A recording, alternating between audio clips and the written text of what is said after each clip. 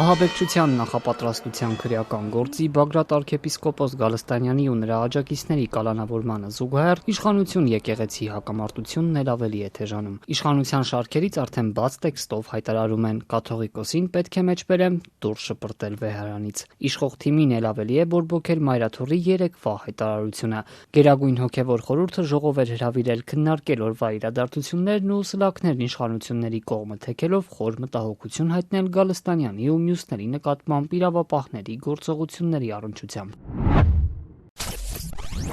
Իրավական գործընթացի նկատմամբ վստահություն չի ներշնչում այն հանգամանքը, որ սկզբից եւ հետ Հայաստանի Հանրապետության վարչապետը եւ իշխող կուսակցության տարբեր ներկայացուցիչներ ակնհայտ քաղաքական նկատառումներով տարաբնույթ հրապարակումների միջոցով փորձում են ուղղորդել իրավապահ մարմիններին։ Ըստ Մայրաթորի իշխանությունները փորձում են այս գործն արհեստականորեն եկեղեցու հետ կապել ու շահարկել Մայրաթորի անունը, ինչը մեջ բերեմ ամբողջապես տեղավորվում է իշխանությունների նախաձեռնած հակաեկեղեցական արշավի համատեքստում։ Մայրաթորը օրինական բոլոր միջոցներով հետամուտ է լինելու գործի արդարացի ընթացքին եւ հորդորում է պատկան մարմիններին չտրվել քաղաքական շահարկումներին, առաջնորդվել Հայաստանի Հանրապետության սահմանադրության եւ օրենքների պահանջներով, հարգելով անմեղության կանխավարկածի սկզբունքը։ Ամենակարկառուն իշխանականներն այս հայտարարությանն արձագանքեցին կայծակնային արագությամբ։ Մայրաթորի հրապարակումը Facebook-ում հայտնվեց 21:42-ին, ուղիղ 8 րոպե անց թարմացվեց ՔՊԱ-ական պատգամավոր Վահագն Ալեքսանյանի էջը։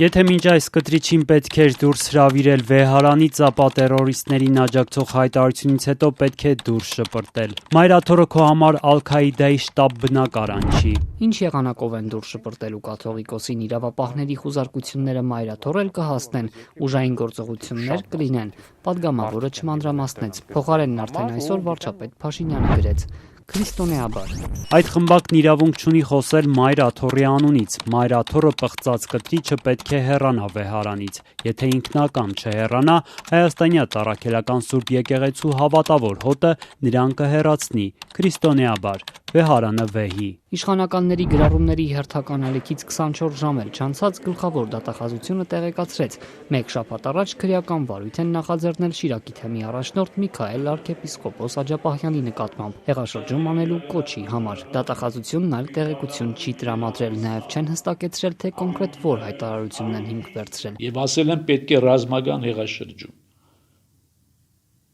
Եվ դրանից հետո էլ եմ ասել, պետք է ռազմական հեղաշրջում, բայց մենք բանակ չունեցանք գեներալիտետ, ովքեր կանեին այդ անհրաժեշտ քայլը պետականության եւ